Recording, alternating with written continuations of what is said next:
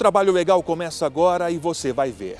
MPT realiza a Semana do Meio Ambiente com ações socioambientais para procuradores e servidores da Procuradoria-Geral do Trabalho.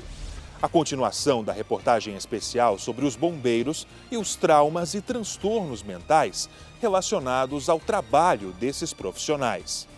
E uma entrevista com a procuradora Valdirene Assis para falar sobre a atuação do MPT em defesa dos direitos trabalhistas e da dignidade das pessoas trans.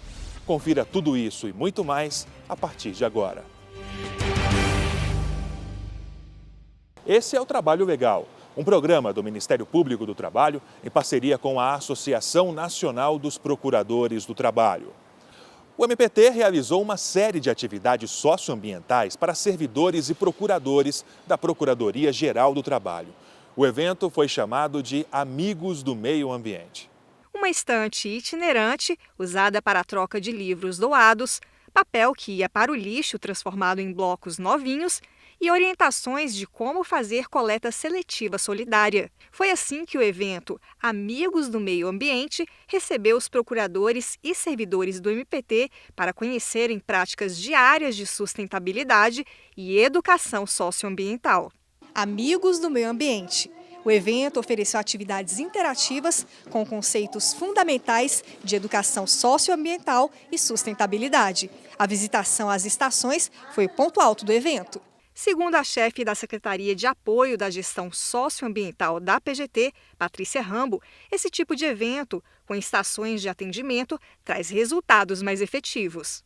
Motiva, uma vez que causa proximidade das pessoas com aquele tema abordado. Essa estação aqui, a estação de reutilização de utensílios avariados, foi uma das mais procuradas, até disputadíssima. Funcionava assim, ó. O participante vinha aqui, escolhia o seu vasinho com a suculenta, depois separava a sua xícara que não tem mais uso e vinha montar o seu próprio vasinho com esse tipo de adubo aqui, que é um adubo orgânico enriquecido com coco. Preparava o seu vasinho e aí, prontinho. A xícara que não tinha utilização, agora se transforma num vasinho decorativo. Com essa reutilização de xícaras e todas as atividades do evento, seguiram 5 R's da educação ambiental: recusar, repensar, reduzir, reutilizar e reciclar, que priorizam práticas para uma vida sustentável. O procurador-geral do MPT, Ronaldo Fleury, também passou pelas estações do evento e literalmente vestiu a camisa Amigos do Meio Ambiente. Ao falar sobre a importância da doação de livros, o procurador-geral dividiu com a plateia uma lição de vida. Livro é algo muito importante para nós guardarmos só para nós mesmos. Nós temos que partilhar essa oportunidade de conhecimento. Segundo a presidente da Comissão da Gestão Socioambiental da PGT, que idealizou o projeto, Ivana Auxiliadora Santos, o MPT já realiza boas práticas com o gerenciamento de resíduos sólidos. Para ela, o programa Amigos do Meio Ambiente estabelece objetivos e diretrizes institucionais e, principalmente, a educação individual. O mais importante é que a pessoa tenha esse conhecimento real do que é o reaproveitamento, de como você pode contribuir com o meio ambiente, com essa cultura socioambiental. O Dia do Bombeiro é comemorado no mês de julho e na semana passada exibimos uma reportagem especial sobre esses profissionais. Hoje vamos continuar mostrando a pressão e os riscos desse tipo de trabalho.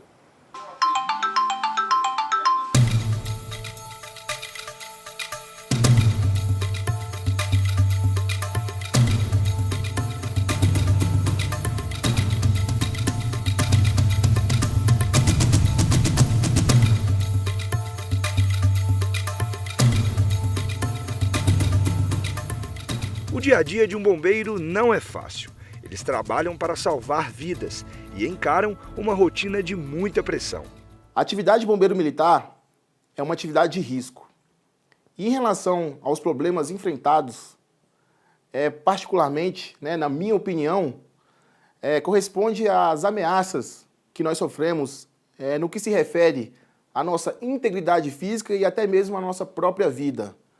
Nós fazemos um juramento da bandeira e nós prometemos agir e atuar mesmo com o sacrifício da própria vida. Porém, justamente para minimizar esses riscos, nós estudamos muito e treinamos bastante, a fim de que esse bombeiro militar ele possa voltar à sua casa, junto à sua família, de forma íntegra, tanto fisicamente quanto psicologicamente falando. Para isso, o Corpo de Bombeiros conta com um centro de assistência psicológica que existe desde 1991. O centro de assistência hoje ele funciona numa área de assistência social, com profissionais dentro dessa área e também com psicólogos, não é? Até por informações já ratificadas pela Organização Mundial de Saúde, nós como bombeiros, como militares, nós fazemos parte de um grupo considerado de risco, não é? Um grupo que é considerado, vamos dizer assim, que um grupo de profissionais que são expostos a esse tipo de problema psíquico. Então, consciente dessa situação e mantendo essa estrutura, nós temos tanto essa organização, essa estrutura que consideramos que é reativa, não é? Aquela que recebe os profissionais que se sintam com necessidade de ter esse atendimento psicológico ou psiquiátrico, não é? E também não abrimos mão de jeito nenhum, desde sempre, e tentando inclusive aprimorar essa questão na parte proativa, na questão preventiva, não é? Em dezembro do ano passado, um segundo sargento do Corpo de Bombeiros, de 44 anos, pegou uma viatura no grupamento de Ceilândia, sem autorização, e dirigiu rumo ao plano piloto, com a intenção de invadir o Congresso. Mais de 10 viaturas da polícia foram usadas para tentar parar o caminhão. E só foi possível depois que os policiais atiraram nos pneus do veículo, que parou a alguns metros da Praça dos Três Poderes. Apesar do treinamento inicial ser muito bom e haver uma reciclagem constante, o apoio psicológico ele não é diário. O bombeiro ele tem a prestação de serviço psicológico, psiquiátrico para eles disponível, isso a corporação fornece, mas não há um controle do dia a dia. Então aquele bombeiro que atende um acidente grave, ele não vai sair daquele acidente e ter um psicólogo de imediato ou um psiquiatra, algo que ele possa extravasar tudo que ele acabou recebendo com aquela carga do acidente. E isso vai acumulando, e um certo dia essa pessoa acaba não aguentando mais e extravasando de alguma forma prejudicial.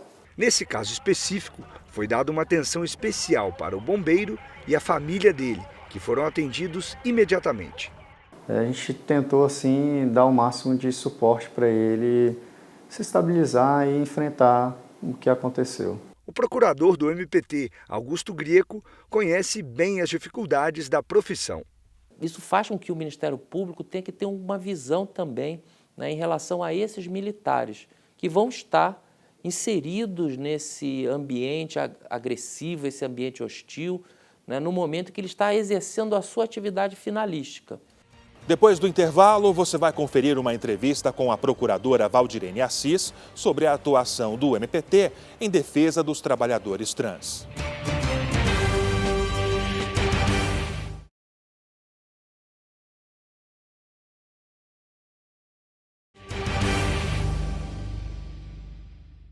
Vamos ver agora como foi o primeiro workshop e-social realizado pelo Ministério Público do Trabalho. Auditório lotado para o primeiro workshop e-social, o treinamento do novo sistema desenvolvido pelo governo federal para o envio de informações de empregadores atraiu a atenção de milhares de integrantes de órgãos públicos em todo o país. O vice-procurador-geral do MPT deu as boas-vindas e destacou a relevância da ferramenta digital. Segundo o organizador-geral do evento, o procurador do MPT, Carlos Eduardo Andrade, capacitar integrantes da administração pública para a utilização eficiente do novo sistema é de extrema importância para que a ferramenta funcione. Esse é um evento de capacitação de servidores públicos de todos os ramos do Ministério Público Brasileiro, tribunais de justiça, tribunais regionais do trabalho, tribunais regionais federais e também dos poderes executivo e legislativo de todas as esferas estaduais e municipais, justamente para que eles tenham a possibilidade, estejam capacitados para o envio dessas informações. Envio que será obrigatório para o setor público a partir de 1º de janeiro de 2019. O sistema de escrituração digital das obrigações fiscais, previdenciárias e trabalhistas, o e-social, é um projeto do governo federal que unifica o envio de informações pelos empregadores entre eles órgãos públicos. Isso significa soluções e melhorias dos sistemas de informações para trabalhadores e servidores, já que tem uma abrangência que reúne todas as relações de trabalho e emprego.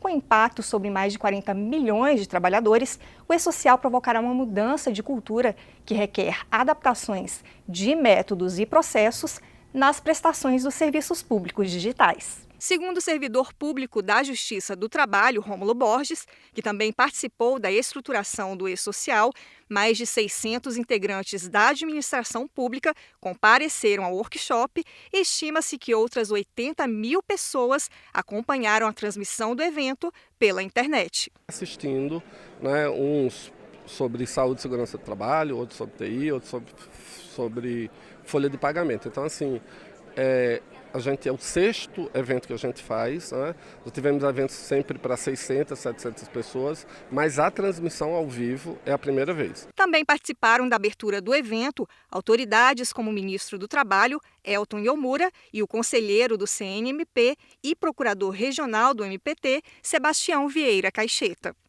Nós conversamos com o secretário de Tecnologia da Informação e Comunicação do Tribunal Superior do Trabalho, Humberto Aires, sobre o programa usado no e-social e a importância desse novo sistema.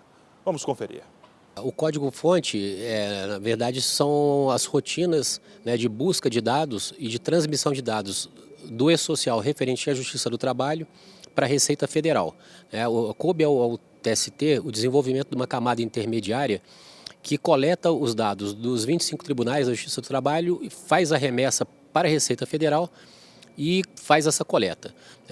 Ou seja, todos os órgãos da Administração Pública Federal têm a necessidade de fazer esse modo intermediário, um conector que vai fazer a busca de informações em todos os seus sistemas originários.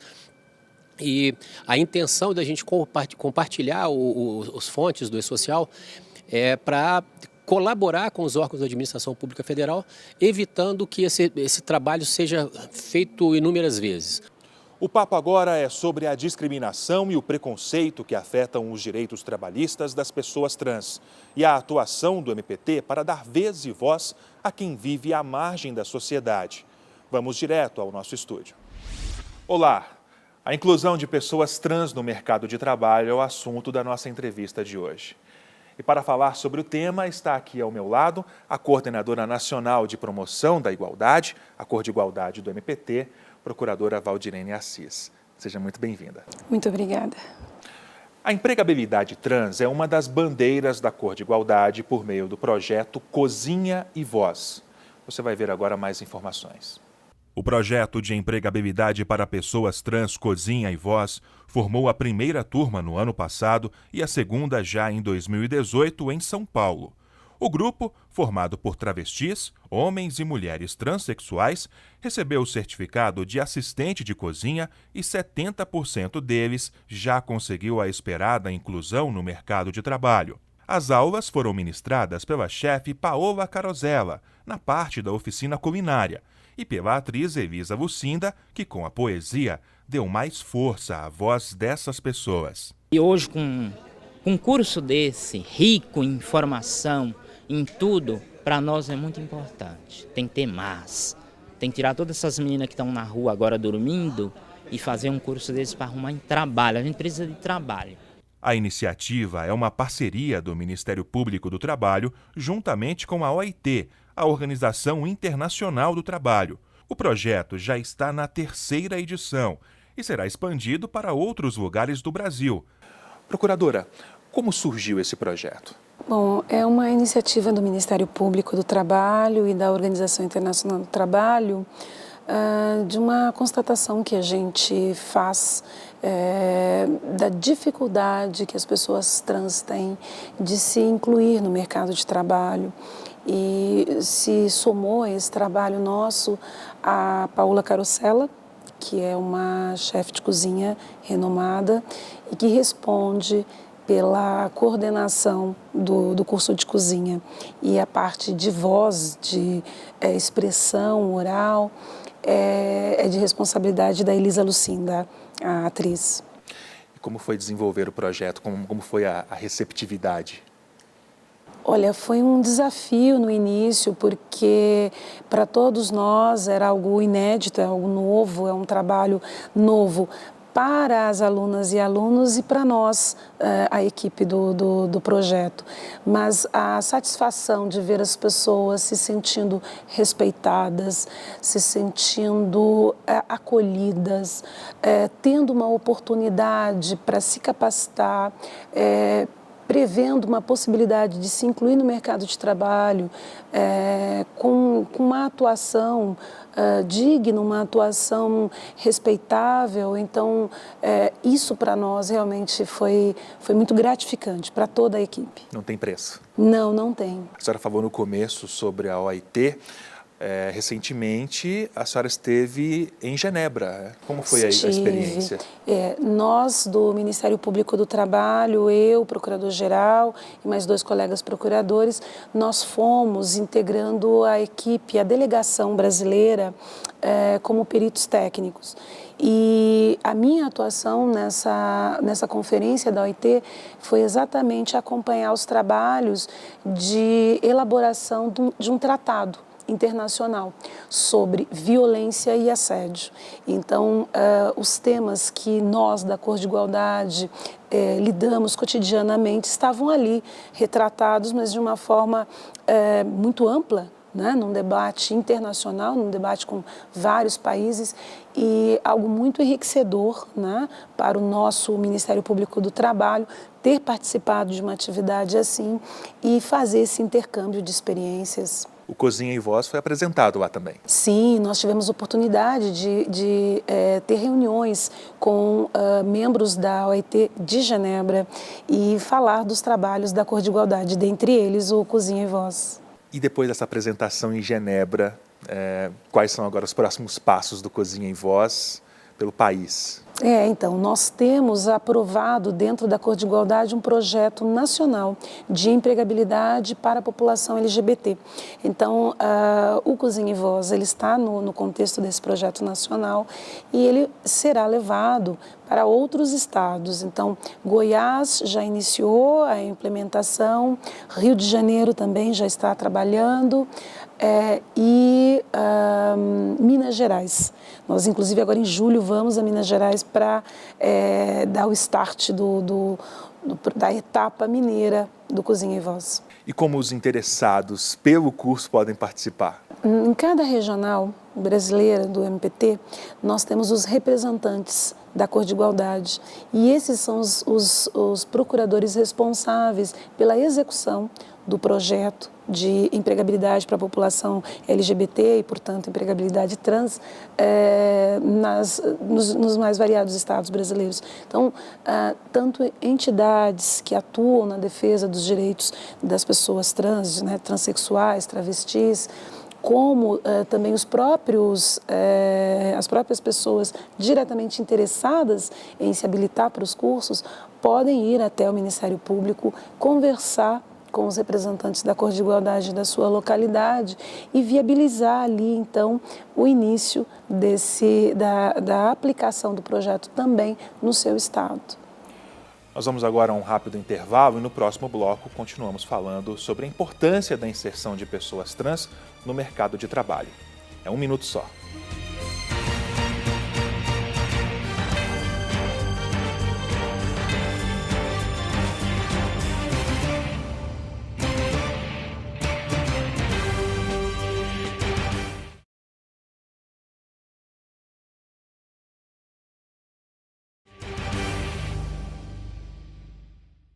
Estamos de volta e o assunto hoje é a inclusão de pessoas trans no mercado de trabalho. A nossa convidada é a Procuradora do Trabalho, Valdirene Assis, que está aqui ao meu lado, coordenadora nacional de promoção da igualdade, a Cor de Igualdade do MPT. Procuradora, vamos ver agora algumas tristes estatísticas que motivaram o MPT a desempenhar ações nesta área. Vamos acompanhar. Dados de organizações da sociedade civil mostram que o Brasil é o primeiro no ranking dos países que mais matam travestis, transexuais e pessoas trans. A cada 27 horas, uma pessoa é assassinada no território nacional por conta da orientação sexual. A expectativa de vida para eles não passa de 35 anos, resultado de um cenário de discriminação que também acontece no mundo do trabalho. Nos últimos 5 anos, o MPT recebeu pelo menos 317 denúncias de discriminação no trabalho motivadas pela orientação sexual. Por falta de oportunidades, 90% dessas pessoas acabam vivendo unicamente da prostituição. Agora, procuradora, por que é importante mudar essa realidade? Então, nós observamos para essa população que desde a infância a inclusão social é muito difícil. Então, há uma dificuldade de estar na escola por conta do bullying, há uma dificuldade, portanto, de se formar, de ter condições de participar do mercado de trabalho em igualdade de oportunidades com as demais pessoas. Então, nós fizemos o Cozinha e Voz pensando nesse grupo de pessoas que estão numa situação mais vulnerável e que têm, de fato, uma enorme dificuldade de se incluir no mercado formal. Mas, além desse trabalho, a população trans ela é muito diversa, né? E existem outras pessoas que também sofrem discriminação, que são trans, mas elas estão numa situação de escolaridade melhor. Então, um projeto que é muito pensado para esse público é o Transformação, que nós apoiamos no Distrito Federal e que é realizado pela ONU, pela Organização das Nações Unidas. Nesse projeto, nós fazemos a capacitação de homens e mulheres transexuais e travestis, para que possam ser lideranças de movimentos sociais. Uma das barreiras enfrentadas pelos transexuais é relacionada ao uso do nome social, né? O MPT foi pioneiro ao permitir o uso do nome social dentro da Procuradoria-Geral do Trabalho, né? Exatamente. O nome da pessoa está relacionado à sua identidade, a forma como a pessoa é reconhecida socialmente. E isso é um traço, é um aspecto da sua dignidade. Então, para uma pessoa trans, o nome social é muito importante. Então, reconhecer, dar a esse nome um caráter oficial é essencial para que a pessoa se sinta bem naquele ambiente, se sinta acolhida. E a pessoa que sofreu algum tipo de discriminação ou presenciar alguma discriminação, que atitude a pessoa pode tomar? Nós temos vários canais possíveis. Se a situação for uma situação de violência, de risco à integridade física da pessoa, há necessidade, então, de se socorrer de uma autoridade policial. Se nós estivermos diante de uma situação de discriminação nas relações de trabalho, isso é um tema afeto ao Ministério Público do Trabalho. E aí nós temos um site do Ministério Público do Trabalho, que as pessoas podem entrar, fazer a denúncia se identificando ou pedindo sigilo dos seus dados pessoais. E também as pessoas podem se dirigir às unidades do Ministério Público do Trabalho em todo o Brasil. Essas denúncias são recebidas e aí tem início um processo de investigação dentro do MPT para coibir esse tipo de violência contra as pessoas.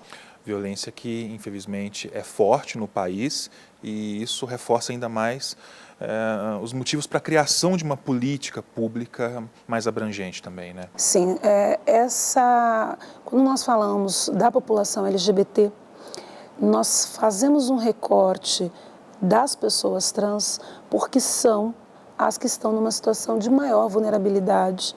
E os dados que nós temos aqui no Brasil, infelizmente, eles também encontram um correlato fora. Procuradora, muito obrigado por ter aceito o convite, pela presença também. E nós aqui agradecemos ao Ministério Público do Trabalho a oportunidade de falar sobre esse tema, que para nós é tão caro, porque realmente é um tema que a sociedade ainda resiste em debater com a profundidade que ele precisa ser debatido. Mas estamos avançando. E você, aprecia a literatura? Então fique com a gente.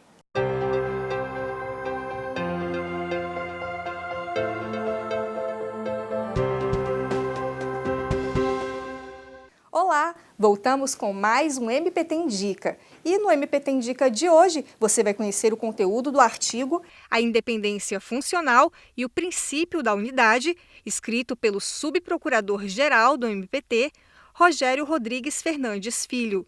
Uma análise sobre a estrutura e a independência do MPT, que ele compara um adolescente em pleno crescimento. Confira. Este é um retrato e este é um adolescente. E como eu vejo esse adolescente? Vejo que esse adolescente, ele cresceu na direção certa. O subprocurador-geral explica que antes da criação das primeiras coordenadorias, a partir de 2002, a estrutura do MPT não comportava as novas atuações da instituição. Enormes atividades e atribuições que nós fomos adquirindo, cada vez mais foi se criando a necessidade de que houvesse outras estruturas. Hoje nós temos 8 coordenadorias. Para ele, as coordenadorias fortalecem a unidade e também garantem à instituição uma atuação autônoma e internamente protegida. Mas o subprocurador ressalta que a independência do MPT também pressupõe a coesão. Deve procurar consenso. E por que procurar consenso? Porque se ele é um órgão indutor de condutas, ele precisa ter uma conduta a ser oferecida para a sociedade. Essas coordenadorias foram consolidando e galvanizando a unidade necessária para que o Ministério Público pudesse servir de parâmetro para a sociedade. Rogério Fernandes considera que a reforma trabalhista tornou ainda mais importante o valor da unidade para o MPT. E se não houvesse essa unidade, já consolidando-se nós vamos fazer 30 anos de Ministério Público do Trabalho agora como ramo, o ataque seria ainda muito mais violento do que acabou sendo ou está sendo agora. Vale lembrar que essa e outras obras escritas por membros do Ministério Público estão disponíveis nas redes de bibliotecas do MPT. Até o próximo MPT Indica. O programa de hoje vai ficando por aqui, mas lembro que a sua contribuição é sempre muito importante para a gente. Por isso, sugestões de reportagens são mais que bem-vindas no trabalholegal.pautas@gmail.com. Outras informações sobre o Ministério Público do Trabalho você encontra em www.npt.mp.br e também em nossas redes sociais. Obrigado pela companhia e até semana que vem.